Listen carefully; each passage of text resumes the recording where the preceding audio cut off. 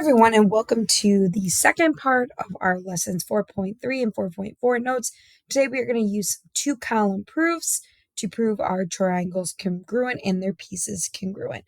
So going back to what we talked about in the previous days, we have four different ways we've talked about so far in order to prove our triangles congruent. And that's side, angle, side, side, side, side, angle, side, angle, and angle, angle, side, not in the middle of the two givens. So again, we use these four reasonings to prove our triangles congruent to one another. Again, we would never use side, side angle or angle, angle, angle in doing this.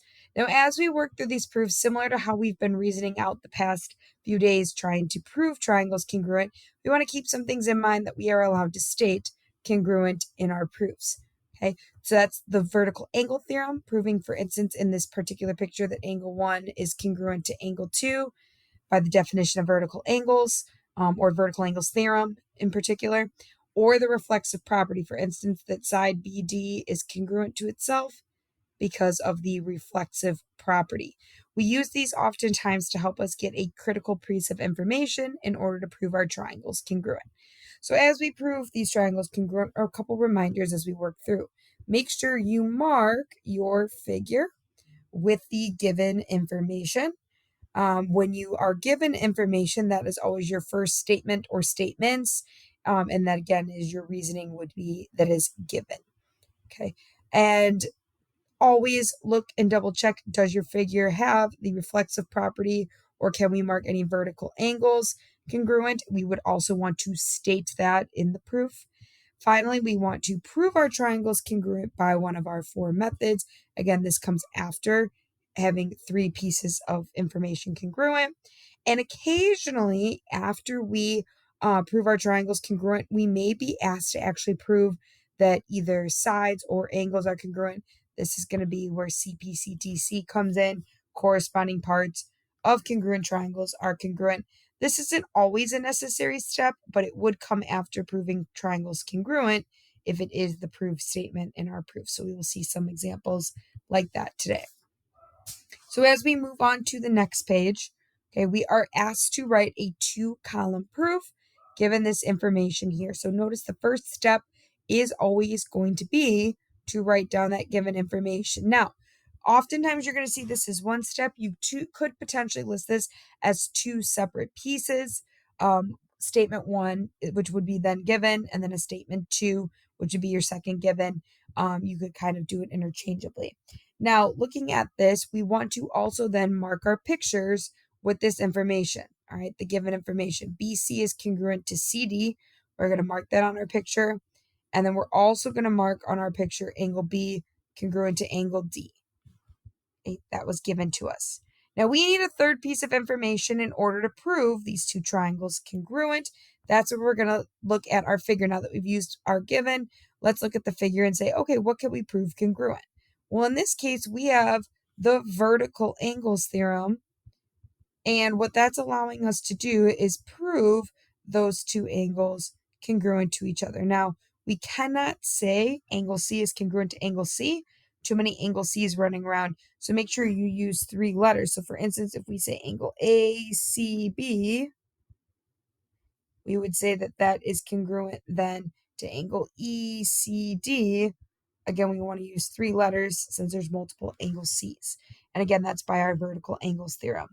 Now that we have three pieces of information, congruent, angle, side in the middle angle, same thing on the other side, we can prove that by angle, side, angle, our two triangles are indeed congruent. Now, if we had been asked to prove then beyond that, are segments A, B, and ED congruent to each other? The answer is yes, because what's happening is we have corresponding parts congruent, right? Once the triangles are proven congruent,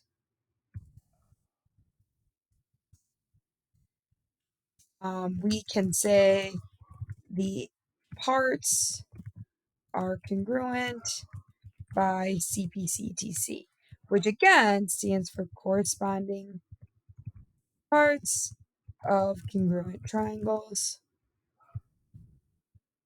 are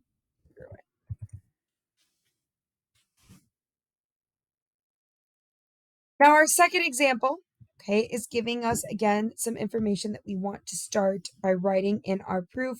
So again, the first statement, notice they're writing both of our givens down. Both of those pieces are given information. Specifically, they're giving us something we could right off the bat mark in our picture, that JL is congruent to KL. Now here's the thing, in the second piece of information, they gave us that X is the midpoint of our segment JK, right? So what we can conclude from that information is that J to X is congruent to K to X, and the reasoning being that keyword there of midpoint. By the definition of midpoint, we know that those two segments would be congruent to one another. Now, both of our givens have been used in our proof and marked on the picture. The last thing we need to do is see, okay, is there anything else I can assume from this picture that would allow me to get a third piece of information? And that is going to be, in this case, a reflexive property.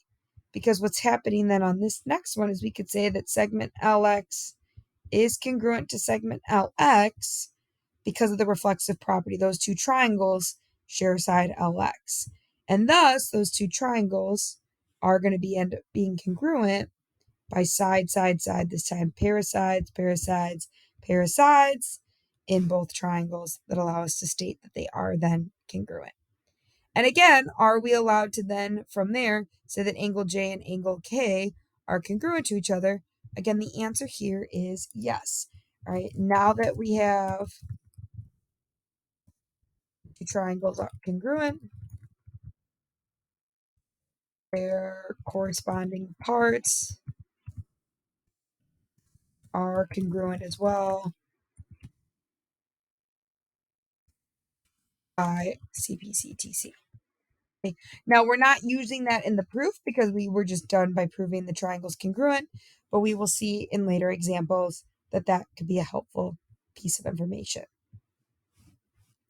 The top of the next page is giving you a problem to try on your own. Okay, again, you are going to mark the reasonings in this proof that allow you to prove these two triangles together. Or excuse me, triangles congruent. Now we look down at our final two examples and notice something a little bit different about these final two proof statements. They are proving not only that the triangles are congruent, they're proving their pieces congruent. So we're going to be taking this one step further each time by proving our triangles congruent as well as their parts. Now, if we look at the first example, notice they are giving us two pieces of information, that M is the midpoint of both segment AB and CD. So for the first piece, if M is the midpoint of segment AB, it's dividing AB into two equal pieces. We would say that AM is congruent to segment MB, all right, by the definition of midpoint. We also can say that M, based on the given information, is the midpoint of segment CD. So again, we're dividing that segment into two congruent pieces so that DM is congruent to segment CM, again, by the definition of a midpoint.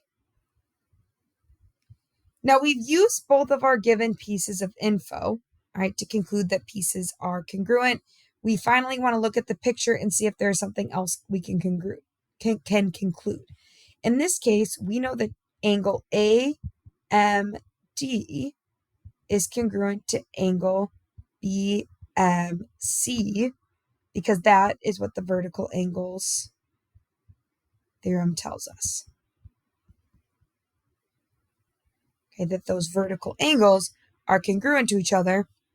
And then finally, we are allowed to conclude the triangle AMD is congruent to triangle BMD because we have side, angle, side given as congruent.